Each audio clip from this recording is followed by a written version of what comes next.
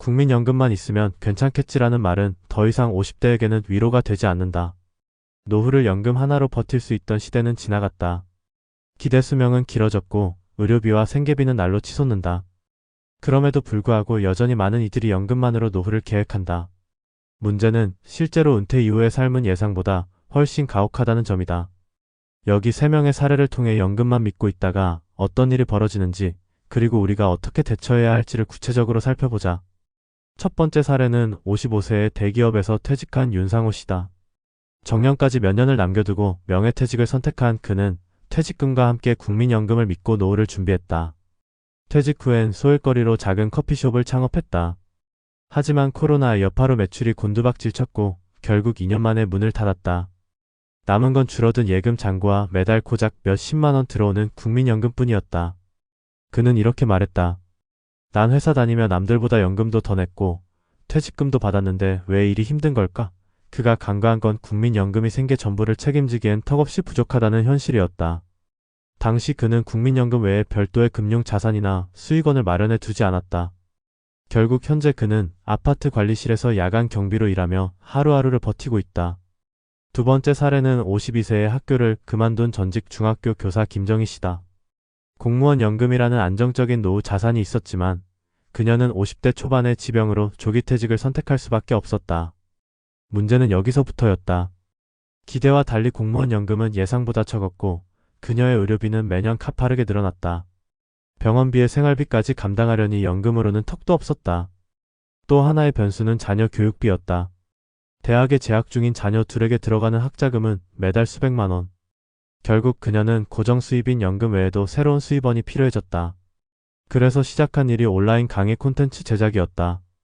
교사 시절의 경험을 살려 인강을 제작하고 유튜브 채널을 열었지만 초기 수익은 미미했고 기술적 장벽도 높았다. 그녀가 깨달은 건 연금이 아무리 많아도 변수가 생기면 무너지는 건 한순간이라는 사실이었다. 지금은 지역 도서관에서 시간 강사로 일하며 그 수입으로 부족한 생계를 채워나가고 있다. 세 번째는 중소기업에서 30년을 근무하고 60세에 퇴직한 조성훈 씨다. 그는 국민연금도 있고 퇴직금도 있겠다는 생각으로 특별한 준비 없이 퇴직했다. 하지만 은퇴 1년 차부터 삶이 달라지기 시작했다. 가장 먼저 찾아온 건 아내와의 갈등이었다. 아내는 퇴직 이후에도 당연히 생활 수준을 유지할 수 있을 거라 믿었고 조 씨는 자존심 때문에 이제 돈이 없어요 라는 말을 차마 하지 못했다. 그렇게 무리한 소비가 이어졌고 얼마 안 있어 예금은 바닥났다. 조 씨는 결국 동네 마트를 돌며 일자리를 찾기 시작했다. 그가 선택한 건 새벽 배송 보조 아르바이트였다. 밤잠을 설치며 일한 끝에 받은 수입은 한 달에 고작 몇십만 원. 국민연금 수령 전까지의 공백은 그를 심리적으로도 무너뜨렸다. 연금은 이후 시작되었지만 그 역시 생활비의 절반도 채우지 못했다. 그는 말한다. 연금은 버팀목이지 밥벌이가 아니에요. 난 이제야 깨달았어요. 이 세 사례는 각기 다른 직업, 다른 연금 체계를 가지고 있었지만 공통점이 있다. 바로 연금을 기본소득이 아니라 주된 생계 수단으로 오해했다는 점이다. 연금은 절대적인 생존 수단이 아니라 어느 정도의 보조 역할에 그친다. 특히 물가 상승과 의료비, 자녀 지원, 장기화된 노후라는 예측 불가능한 변수 앞에서는 더더욱 그러하다. 그렇다면 50대가 진짜 노후를 준비하려면 어떻게 해야 할까? 먼저 연금 외에 수익원을 반드시 마련해야 한다. 이는 자산 투자일 수도 있고 퇴직 후에도 가능한 파트타임 직업일 수도 있다. 혹은 경험을 살린 개인 강의나 컨설팅도 대안이 될 수 있다. 두 번째는 지출 구조를 바꿔야 한다. 은퇴 이후에도 현재의 소비 패턴을 유지하려는 건 가장 위험한 선택이다. 소비 습관을 미리 줄이고 고정비를 줄이는 방향으로 생활 구조를 바꾸는 게 중요하다. 마지막으로 가장 중요한 건 현실 인식이다. 나이 50이 넘었다면 이제는 현실을 낙관적으로 보아선 안 된다. 연금으로 충분하다는 착각은 가장 위험한 마취제다. 현실을 직시하고 냉정한 계산과 준비가 있을 때만이 노후는 비로소 두려움이 아닌 시간으로 다가올 수 있다. 지금 이 순간에도 누군가는 연금만 있으면 괜찮을 거야 라며 안도하고 있을지 모른다. 그러나 이미 수많은 50대들이 그 믿음 아래 노후의 벼랑으로 향하고 있다. 연금은 기초다. 하지만 집을 지으려면 기초만으로는 부족하다. 뼈대를 세우고 지붕을 덮고 비바람을 막을 창을 달아야 한다. 그 모든 것들이 바로 지금 우리가 준비해야 할 연금 외의 것들이다. 당신의 노후는 연금만으로는 절대 완성되지 않는다. 지금 새로운 대비를 시작해야 한다. 연금만 믿고 은퇴를 맞이한 사람들이 겪는 현실은 생각보다 훨씬 더 매몰차고 냉정합니다. 오늘날 50대가 처한 노후 환경은 예전 세대와는 질적으로 다릅니다. 과거에는 퇴직 후 연금과 약간의 저축만으로도 어느 정도 안정된 노후를 꿈꿀 수 있었지만 지금은 다릅니다.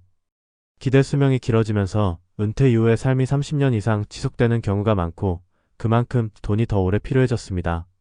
물가는 꾸준히 오르고 의료비나 돌봄 비용은 그에 비례해 더 가파르게 상승합니다.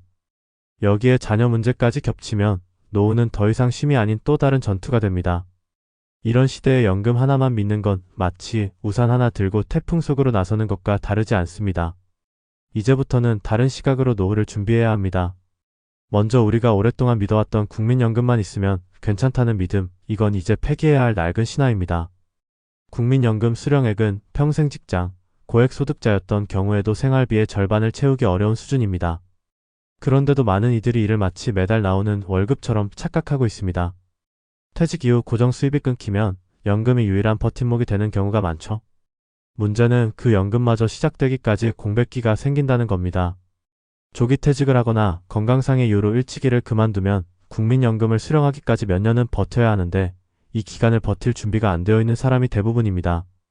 두 번째로 짚어봐야 할 건 연금이 전부가 아니고 절대 충분하지 않다는 사실입니다. 우리가 노후에 진짜로 필요한 건 복수의 소득원입니다. 연금은 그 중 하나일 뿐이고 나머지는 스스로 만들어야 합니다. 퇴직 이후에 당장 할 수 있는 일이 없어도 괜찮습니다. 중요한 건 준비입니다. 지금 50대라면 최소한 앞으로 10년간은 현역처럼 움직일 수 있습니다. 이 시간을 어떻게 활용하느냐에 따라 은퇴 후 30년의 삶이 달라집니다. 지금부터라도 작게라도 수익을 낼 수 있는 루트를 만들어야 합니다.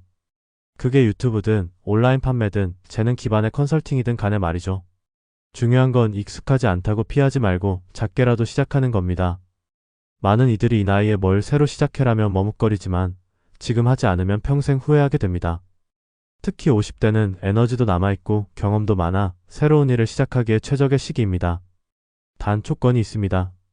무조건 돈이 될 만한 일을 고르는 게 아니라 내가 꾸준히 할 수 있고 오래 지속할 수 있는 일을 선택해야 한다는 겁니다. 쉽게 돈이 될 것 같은 아이템을 텁썩 물었다가 실패하는 사례가 너무 많습니다. 체력에 맞고 성향에 맞고 내 경험이 녹아든 일이 아니면 오래 못 갑니다. 결국 노후를 지키는 건 내가 잘할 수 있는 일이지 남들이 한다고 따라한 유행이 아닙니다. 그리고 이제는 지출 구조를 바꿔야 할 때입니다.